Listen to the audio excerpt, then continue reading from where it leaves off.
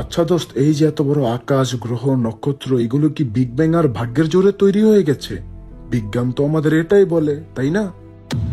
শোন, বিজ্ঞান যেটা বলে সেটা হলো কিভাবে হয়েছে, কিন্তু কেন এত নিখুঁতভাবে হয়েছে সেটা জানতে হলে আমাদের একটু গভীরে যেতে হবে। এই মহাবিশ্বের পুরো ডিজাইনটা একটা পারফেক্ট ক্যালকুলেশন বা নিখুঁত গাণিতিক হিসাবের উপর দাঁড়িয়ে আছে। গাণিতিক হিসাব মানে? মানে হলো এই মহাবিশ্বের যে কোনো এক কোণায় 0.0001% ভুল হতো, তাহলে এই মহাবিশ্বের কোনো অস্তিত্বই থাকতো না। না তোর সাথে আমি কথা বলতে পারতাম, না তুই আমার সাথে কথা বলতে পারতি। মাত্র 0.0001% ভুল হলে তেমন কি বা হয়ে যেত?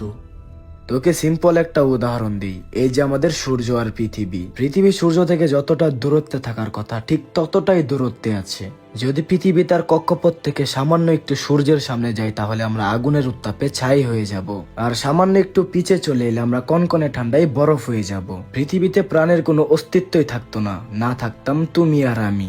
কিন্তু বিজ্ঞান তো বলে এগুলো ন্যাচারাল সিলেকশন বা এমনি এমনি হয়ে গেছে। এখানেই তো হচ্ছে আসল খেলা।